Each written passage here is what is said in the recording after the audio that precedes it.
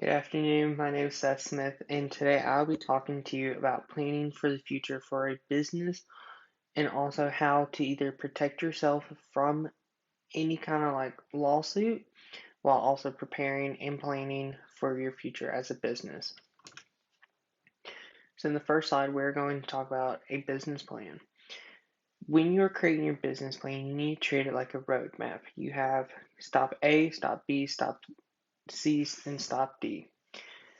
For the roadmap and also your business plan is kind of like a way to navigate you on plan on step 1 to step 100 in your business plan. In a business plan, you need to do market research. This includes basically going into, for say, you're wanting to start your own retail group.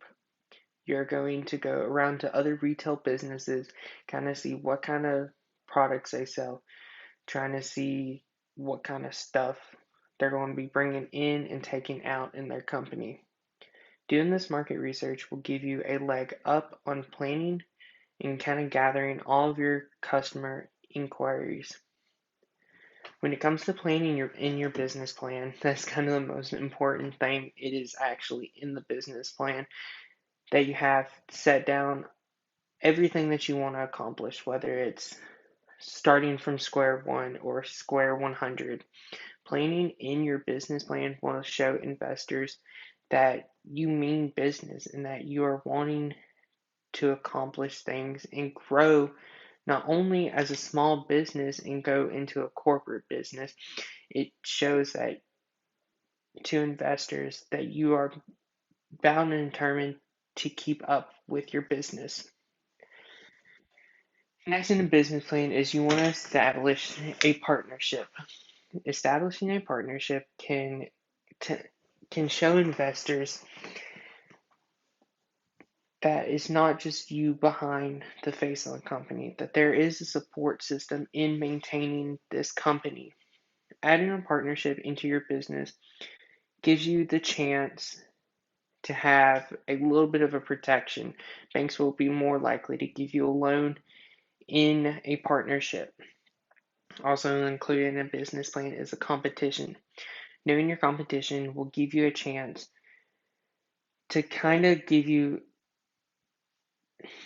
a leg up in the business in your company, knowing what do they sell, what kind of clients do they have, what kind of people are they employing. All of that competition, you can use that to your advantage. On this next slide, we're talking about a startup. When you're starting up your company, it is going to take roughly $3,000. This is a one-time cost. A one-time cost is like how it sounds. You pay it one time. That is usually a startup fee. For instance, if you are doing a franchise for, say, Chick-fil-A, their startup fee is around $3,000 to $5,000. That's your one-time cost. You also have your ongoing cost. That is power, utilities, all of that stuff. And then also included in your starter is an essential cost. An essential cost is like how it sounds. That is going to include your labor, payroll, software for your register, any kind of equipment. Those are all encased in that essential cost. Without any of those, you don't have a business. You may have $3,000 in your pocket, but it's not going to give you any advantage without establishing a one-time cost, ongoing cost, or an essential. And with all these startups, many investors look with this. They will see, hey, this person is trying to save money by establishing and going through all of these. Let's see if we can go in and help them. Even maybe some governments will look at it as a way of kind of giving you a tax break. When it comes to saving money and planning for your business future, borrowing is always going to be your best bet. When you're borrowing, no, not borrowing is your best bet. I misworded that. Not borrowing is your best bet because it takes the liability away from your personal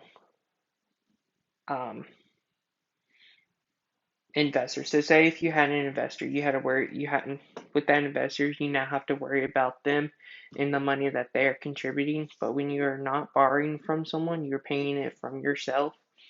You know, all that pressure is taken away.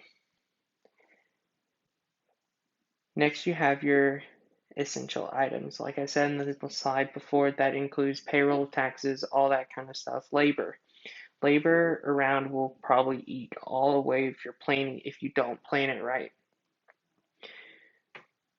When you're scheduling for labor, you need to account for a small percent of that to go towards scheduling. The rest of that needs to go to that ongoing cost.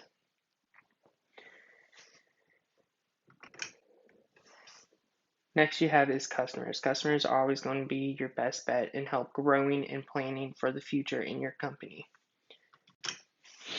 When it goes to a customer, customers are going to kind of give you, almost promote your company, whether it's a product or a service. One way that businesses do this is by creating a survey and also offering a loyalty program. Doing those two things will help grow your company by establishing a good connection with your customers. I have seen businesses where they don't have that connection, and within a few years they are gone. Especially around Augusta, there are some companies that don't have a good connection, and I can guarantee you within a year they will be gone.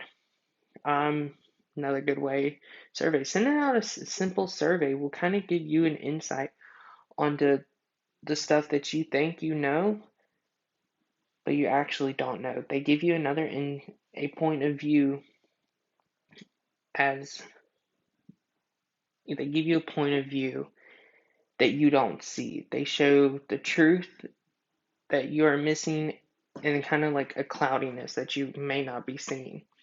Loyalty program also encourages people to come back and more. And when they come back, then your customers will become more regular and your company will begin to grow. Also, establishing a good connection with the customers can help can help increase your profit of sales and also your money intake and outtake. Protection. Like I said, borrowing is always not going to be your best bet. Try to avoid as much borrowing as you can. Next thing, a handbook. Creating a simple employee handbook will protect you from either lawsuits that you may not have seen or that the employee may have done. Having a handbook is not just for employees, it is for everybody. Next is a lawsuit. In the graph, you will see a civil lawsuit to a business is 9.1%, while a civil to all other civil cases is a 7.8. Businesses have a lot higher lawsuit because there's so much liability in there. That's why if it's an employee liability, the handbook is there to help prevent that. All right, so before COVID, businesses did have an increase, but as soon as COVID hit, they started decreasing. Most of those businesses that paid attention to the increase noticed that they need to start saving money, and today they are actually able to restart and keep on growing. Investing can help prepare you for your future. It helps eliminate your competition. It also helps growing. By eliminating your competition, you literally get rid of the playing field. You keep up with everything around you, and it also allows you to grow more without having that competition. Alrighty, thank you.